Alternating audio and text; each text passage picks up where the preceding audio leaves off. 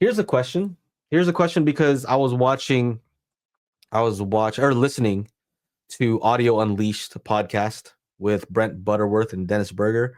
I always listen to them. I like what they have to say.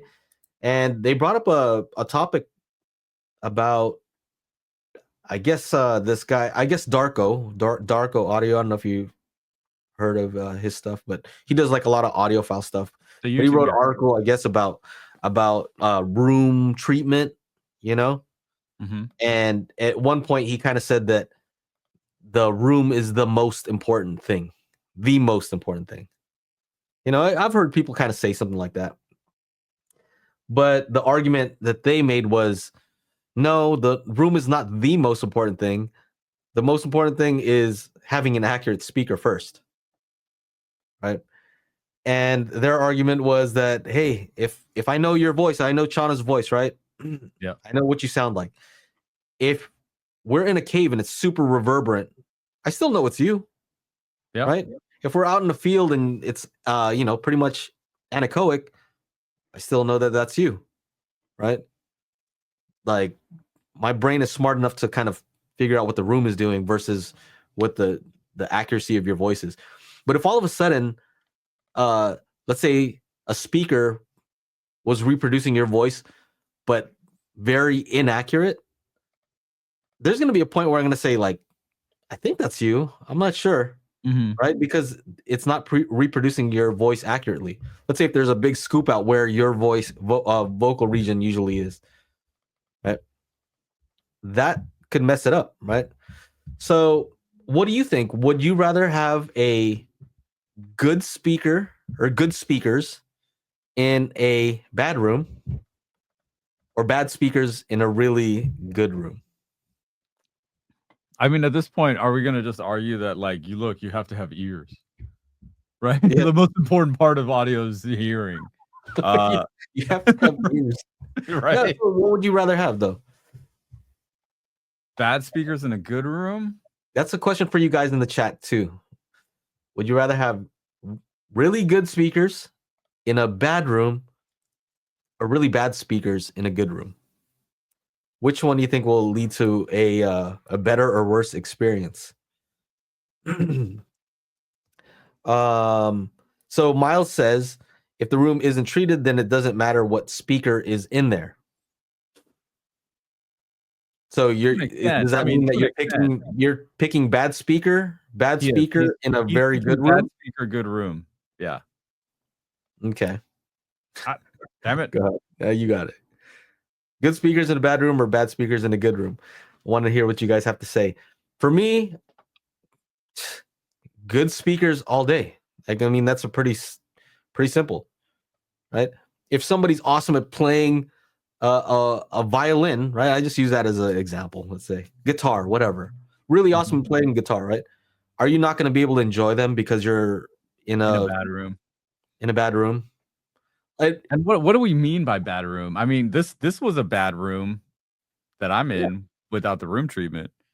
Mm-hmm. So it definitely improves intelligibility if you have a good room, right? Good speakers in a good room is the best, right? Right. So I'm saying that there's a trade-off, right? And so, yeah, Scruff Kingman says define good speakers. Good speakers, let's say they're extremely accurate. So if you record a sound with it, you record somebody using a calibrated mic, and then you play it through those speakers, what you get coming out sounds like what went in, right? Let's see. Flat shot. Gowron says bad speakers will never sound good in any room. Oh. Yeah. There you go. So says good speaker in a bad room. I have a shitty non-treated room with decent speakers and I love them. By the way, my room treatment is ordered. Yay. Hey, there we go. I mean, I've listened to lots of speakers in different environments. Like some of my rooms aren't good rooms, you know. They don't have a ton of room treatment, just normal stuff like a couch and a rug. Yeah. You know? Look, we don't need either. We have AI now. Yeah, so the reason why that topic interested me is because what Magic Beans does. Did you even answer? Did you No. answer? Okay, No, what's your answer? I would prefer the better speakers. Better speakers. Okay. Yeah. If I really want a good situation, I'll get up real close. Yeah. To where the room doesn't matter. Let's see here. Let's answer some of these. So Scruff Kingman says, but would not a reproduction of that sound different in each room so the room will dictate what we hear? Yes, it'll sound different, but you also have to consider that our brain can differentiate and it can understand what the room is doing to the sound. That's how we're able to know who's talking, even if it's in a, you're in a loud environment, all this stuff is happening, or maybe there's a ton of reverb.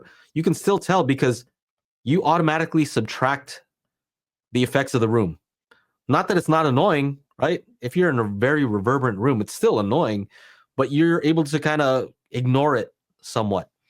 And that's why, if you ever notice this is a weird phenomenon, but like if you're in a reverberant space, right, for a while, or a loud area, you kind of just start filtering that out. But then if you talk to somebody over the phone and you're not in that environment, it just sounds crazy. Like I can't even hear you. I can't hear what you're saying because you're not in that same room. You're not able to do what we're talking about, which is ignore the sounds. Right. Let's see here. Ole says, well, I don't want to listen to reverb all day and either only listen to music on phone speakers, so hard to pick one or the other. Yeah, I think what they found to be true is that you're able to ignore a lot of the reverb. Like when I first moved into this house, it was extremely reverberant because we didn't have our furniture in, and it was just like, oh my man, so echoey in here. But after a while, you just get used to it, right?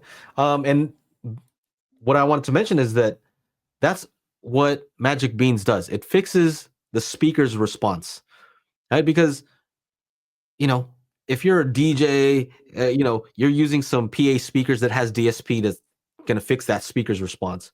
If you're using studio monitors, they have DSP to make that as neutral as possible. But in home theater, most of the time, we're using passive speakers. So they're using a passive crossover, to try to make that response as good as possible. But really, if we utilize DSP, we can really make that response very good. So we can make that speaker more like an active speaker. And that's what I argue for, is I call Magic Beans speaker response correction. We're making your speaker sound as good as it can possibly sound, versus the other stuff, most room correction is trying to really correct the room. And I don't even know if that's truly possible. To treat the room, you really have to just treat the room. Like you have to put up treatment. Now that might change with Dirac art. It's a little bit different, but most room correction that people have currently is trying to address the room, even though it can't address a lot of those issues. In the bass, yeah, you can tone down, where there's a peak. You can't fill a null, so it's just funny to me that a lot of the room correction is really just trying to fix effects of the room, even though there's better ways to fix the room, right, with actual treatment. So yeah, that's my argument for Magic Beans. Fix the speaker. That's the one thing you can definitely fix. Make that speaker as good as can possibly sound.